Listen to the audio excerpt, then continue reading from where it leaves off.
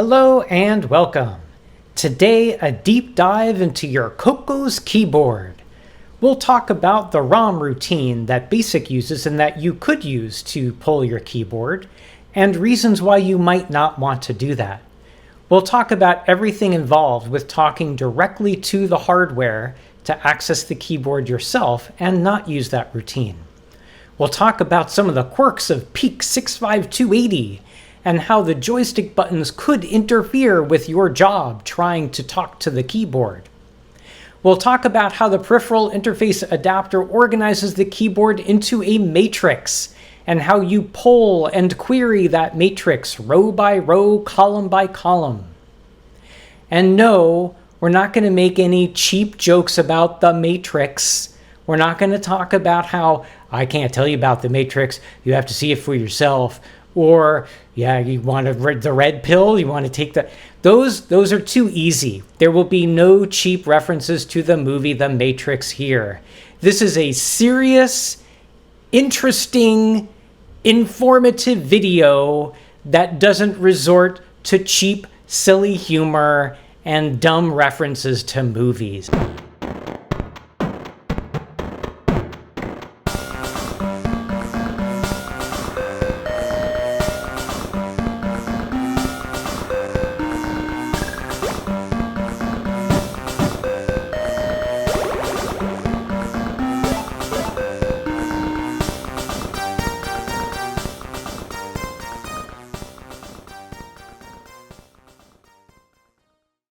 To start our foray into keyboard handling, let's take a look at what color BASIC gives us. I have a simple demo program here, and it uses in key. So I set A string to be in key. If A string is empty, then we just repeat until A string has something. Then I print it. Then I repeat. Ignore line 0, that's something weird Toolshed does. So if I type a key, things happen. If I type enter, it actually knows how to do enter. Spacebar works. If I do the left arrow, interestingly, it knows to backspace. And if I do the shift 0, it knows to go into lowercase mode. It's doing things for me. It does know that if I'm in lowercase mode and I do a shift, then it'll bring me back to uppercase. And if I let go of the shift, then I'm back into lowercase. So BASIC is doing more than just going to the keyboard and seeing what's being pushed. It's doing some translations for me. Also, what happens if I press M and I hold it down? I'm holding it down right now. I'm holding it down. It doesn't auto-repeat. If I press it again and hold it down, it doesn't auto-repeat. There are a few things that maybe it would be nice if we could do that BASIC won't do for us. And maybe there's a bunch of things we don't want that BASIC is doing for us. So what is in-key doing? Well, in-key is just calling POLCAT. No, not that POLCAT. This POLCAT. POLCAT is a documented routine. It's actually a pointer to the real routine, which Unraveled calls key in. In-key directly calls key in, and then some mumbo-jumbo so that whatever key in returned can be converted to a string that BASIC can use. Key in starts here, and it messes with the PIA for us. And it also has an additional check to see if the key data it gets from the PIA matches whatever key memory data it already has. It's basically eliminating auto-repeat for us. A lot of the time this is probably good because you don't want someone typing and every time they hit a key for it to be repeated 5 times because they held the key down for a millisecond. But there might be times that we want to do auto-repeat, and this just simply prevents that from happening. Also, it does a bunch of other things. It has to convert whatever it found to proper values in the proper ranges, so we can treat it like ASCII. Shift key, uppercase, lowercase, more stuff, more stuff. Boy, is this busy. Oh my goodness. Special cases for arrow keys, spacebar, 0. You want that left arrow to delete things. So calling POLCAT means we get a lot of stuff done for us that maybe we don't want, and that's going to take time. and it will remove the auto repeat that we might want. So how can we talk to the PIA directly? To talk directly with the keyboard, you use PIA1. PIA1 organizes all the keys on the keyboard into this matrix. This really strange, weird matrix. And if you saw my previous video about how you interface with the PIA to talk to the joystick, you probably remember that it's something like a game of 20 questions. You don't just get the answer. You don't just get the positions of the axes when you ask. Instead, you have to ask narrowed down questions like, is it beyond this? Is it beyond this? Is it less than this? What about this? With the keyboard, it's kind of similar. So you send out a signal on these 8 bits. Whichever bit is 0, let's say that PB4 is the 0 bit and the rest are 1, then that means you care about this column of keys from the matrix. And so when I send a 0 out on PB4, I'm asking which keys in this column are down. And then the PIA sends back to me a 0 in whichever of these bits contains a key that's down. So if I send a 0 on PB4 and the L key is down, I'm going to get a 0 on PA1. So if I want to know which key or keys are down, I need to make several questions. I need to send a 0 to PB7 and find out which are down. Then I need to send a 0 on PB6 and find out which are down. Then I need a blah, blah, blah, blah, blah. So I have to have a polling loop, and I have to ask 8 questions before I can get the answer of which key or keys are down. And that brings us, by the way, to another advantage of talking directly to the PIA versus calling POLCAT, which is if you care about key combinations, not just shift key combinations, but any key combinations, doing this, talking directly to the keyboard, will let you find that out. So here's a simulation of what it might look like if you were scanning the keyboard to figure out what was being held down. These bits represent bits that you would be sending to the PIA. So these bits are the PB0 through PB7 that you write to. And you'll see that at any given time, they're all 1 except for one of them, which is 0. So the 0 tells us which column of the matrix that we're polling. These ones over here represent the answer that the PIA gives us. So these would be the PA0 through PA6. So what happens when I press the U key? If I press it and we haven't been scanning that column at that exact time, we're going to miss it. Luckily, I'm slowing things down considerably from what it would normally be. So if I press U and hold it until the 0 gets there, then we'll see that it gets highlighted, and we'll see that this one becomes a 0. And then if I let go, then when the 0 up here comes back, then it's no longer highlighted. And what if I do 2 keys in the same row, Z and R? I'll get 2 zeros here when I'm scanning that column, and I get to know that they're both being held.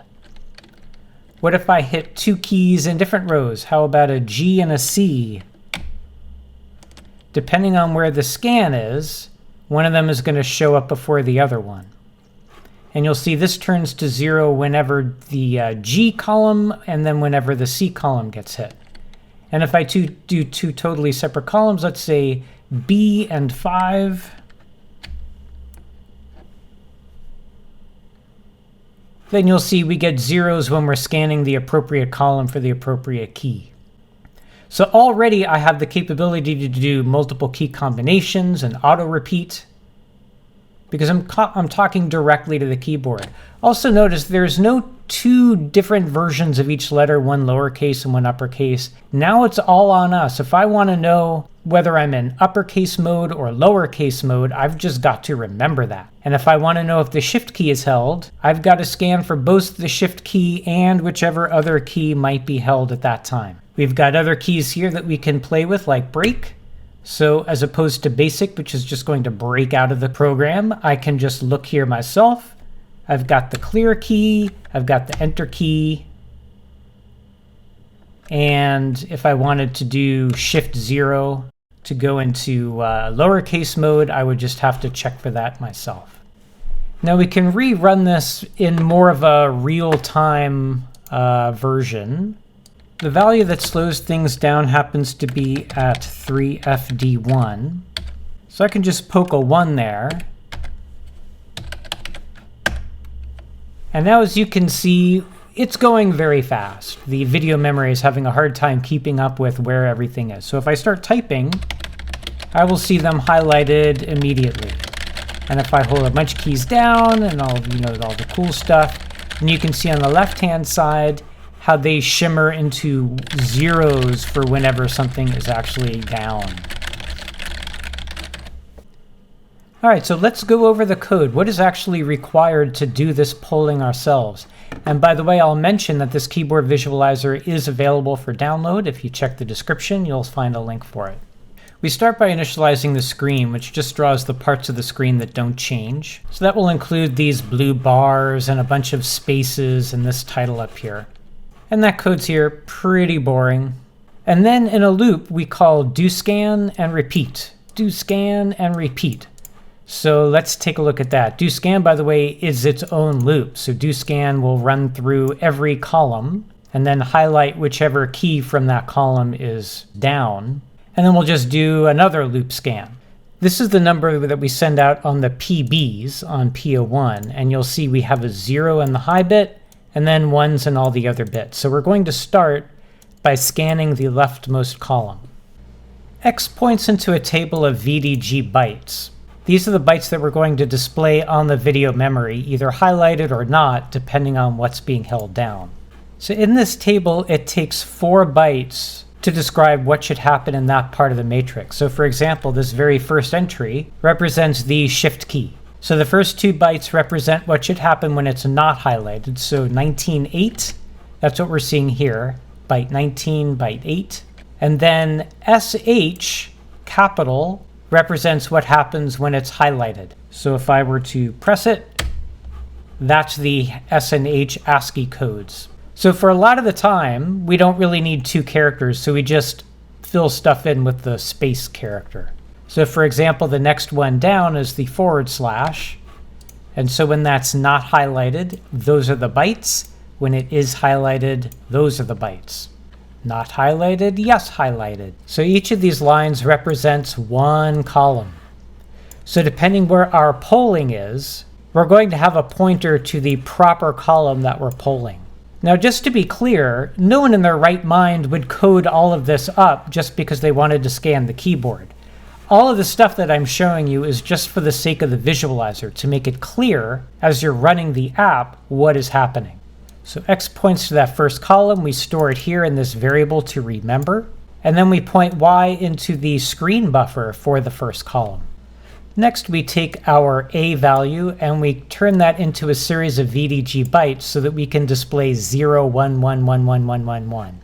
After that's done, we do the real stuff. So this is the real stuff a real program would do when it wants to look at the keyboard. We take our polling byte, which was this, and we store it into this address, which writes those bits into PO1 data register B. And then immediately after, we read the response that comes out of PO1 data register A. So the B register now tells us a 0 in each bit that represents a key that's down for the column that we're polling. We transfer that into A, we call that routine again, so now we can print the VDG bytes that represent the 0 and 1s. This time we're going down this column. Ooh, zeros. And after we're done printing that, we loop through all the possible places in these 7 bits, and for each one we highlight that key. We grab the VDG bytes for that part of the matrix, and either we print the 2 bytes representing the unhighlighted version, or we print the VDG bytes representing the highlighted version. Then we take this byte and we shift it to the right so that we can test for a 0 in this spot, or a 0 in this spot, or a 0 in this spot, and we repeat this inner loop. So this inner loop takes care of checking all of the bits in the response. When we're done with that, we have this slowdown that you saw, and then we finally continue with the outer loop. We advance key names cur through our table of VDG bytes to represent the next column. we restore the original byte all the way up here. That represents the column of the matrix we're polling. And we shift that to the right. And then we just check to see when we're done, and we exit when we are. So we have an outer loop that sends a 0 through each of these. And for each of these 0 positions, we have an inner loop that checks for a 0 in each of these spots. And that part of the code is something that you would need to do yourself if you were talking to the PIA directly. That could have been the end of this video, that could have been the end of the story, but there's one kind of weird thing that we do need to address. Well, there's a very clear line from these PB bits to the columns of the matrix that you want to test for. There's a bit of a complication in the response that we get back. Pin 4 of the left and the right joystick are also tied to these lines. Pin 4 is the button on the joystick. So what happens when the joystick buttons are pressed? Okay, so now I'm running the keyboard visualizer against my actual real CoCo 2 hardware as opposed to the XROR emulator. And notice what happens when I hit the G key. So when I hit the G key, this will turn into a 0, but this will only be a 0 when I happen to be polling that column. So only when this is 0 will this be 0. Boop, bloop, boop. So you'll see this kind of blinks 0, meaning I'm only going to know that this is down. I'm only going to get that 0 if this is the column I'm polling. But check out what happens when I hit the right joystick button. It just stays 0. It doesn't matter what column I'm polling. That thing is just always 0. And when I hit the left button, then that row is going to be 0. And if I hit them both, they're all going to be 0. So if the buttons are down and someone, say, hits the L key, how are we to know that they hit the L key or the B key or the H key? Now, if someone hits a 7, which I will try to do with my pinky, at least we can get a separate entry in that row bit vector, a 0 for that row when I'm polling that column. But how could I know if I'm polling the very leftmost column and I'm checking to see if O is down? Well, it's going to look like it is.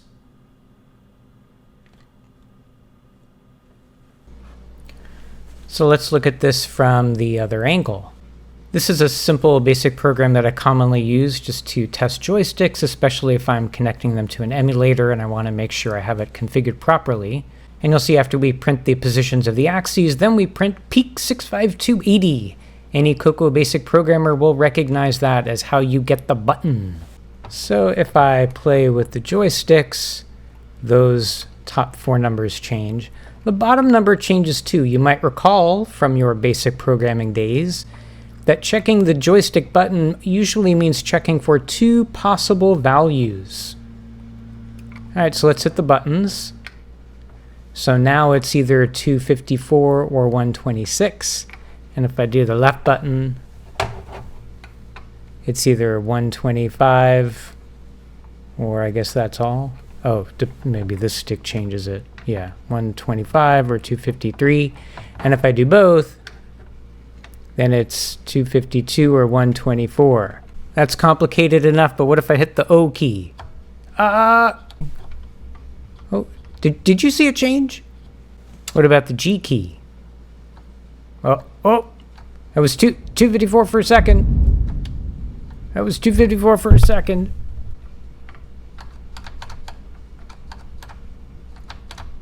If I have it to the left, does that change? Oh yeah, if I do it enough. What about F and N? F. Yep. N. Yep. So how does this all fit together? Well, 65280 happens to be hex FFOO, and hex FFOO is PIA1 data register A. That's the thing that we read to tell us what's going on in the response, to tell us which row has a key down in the column that we just pulled. So when we peek 65280 and we ask about the right button, which is 126 or 254, 126 has a 0 in the rightmost bit. You'll notice there's a 0 up here too, but that's just because PA7 does not participate. There are only 7 bits, 0 through 6, that participate in that response. So a 0 bit here corresponds with 126. And 254, that again corresponds with 0 being the rightmost bit. And this time PA7 is 1. Again, because it's not participating, we don't know if it's going to be 1 or 0. And apparently it has something to do with the right-hand joystick. The reason it seems that way is that PA7 actually is the output from the comparator. So I talk all about the comparator in this video about the joysticks and how they work. But the very quick summary is that you make several queries to this comparator to try to narrow down where a particular axis of a particular joystick is located. And each time you query the comparator, it just gives you a 1 or a 0 answer, and it comes out this bit. And although it seems like it's related to the right-hand joystick, that's only because this select switch was choosing the right joystick. This B switch could be 0, 1, 2, or 3, and that would control whether it's the X or the Y axis of the left or the right joystick. So depending on where this is pointing, that would determine which stick is going to give you different answers when you peek 65280 for the button. This is just one of those little mysteries that I always wondered about when I was a kid, and I didn't have these resources to look into and probably did not have the capacity to understand them at the time anyway. So it's kind of cool to be able to go back and solve those mysteries now. And what about the left button, 125 and 253? With 125, we've got a 0 in the second to right hand bit, and same with 253. And of course that corresponds to PA1, which is connected to the left joystick. Now why is it when I was hitting keys on the keyboard, we saw it change in that basic joystick program, but only very momentarily, almost not at all, almost imperceptibly? My guess is that when BASIC is running, it's calling POLCAT occasionally to check for the break key. And since POLCAT will dedupe keystrokes, and for example, if you're holding a key down, it's not going to count that. That's why when I was holding a key down, it didn't seem to make an effect, but I had to keep hitting it very quickly so that I would be able to hit it down just at the point the POLCAT was being used to pull for the break key. And that was the only time we were seeing a change there. In contrast, when we were running my own assembly language keyboard visualization routine, it was very easy to see an immediate change when the joystick button was pressed, because that immediately changed the value of FFOO as I was polling for it. And that also brings me to the question I had from before. How do you even distinguish between a button being pushed and a key being held down if you're doing everything directly in assembly and talking directly to PO1? Probably the first answer that mitigates all this is you probably don't care. It's probably an uncommon thing to do to be concerned about the button and the keys at the same time. Typically with a game that's focused on the joystick, you only care about the joystick. And if you're writing some program that takes keyboard input, you're probably not looking at the joystick button anyway. But I think that can lead to some kind of mischievous behavior where if you're playing a game with your friend and you start messing with the keyboard, perhaps your friend's joystick button isn't properly sensed. And the second answer I would have to that is maybe there's something smart you can do with polling. So let's say you do see a 0 bit here. Perhaps you could poll for a few more columns and see if that 0 bit is still held. If it is, it's probably likely it's coming from the joystick button. And if not, then it must be coming from the key press. That's not foolproof because someone could crazily hit all of these keys down at the same time, and then it does not matter which 0 you're using here and which column you're polling for. You're always going to see a 0 bit here. But now we're in the realm of very, very unlikely behavior. So that's probably good enough if you really do care about both key presses and joystick buttons simultaneously. You just pull for several columns and see what you get. Well, that covers the deep dive into directly accessing the keyboard using the hardware. I hope you found it interesting. As usual, I have learned stuff myself. And also, if you are interested in trying out the visualizer yourself, It is available for download. Check out the link in the description. As always, thank you for watching.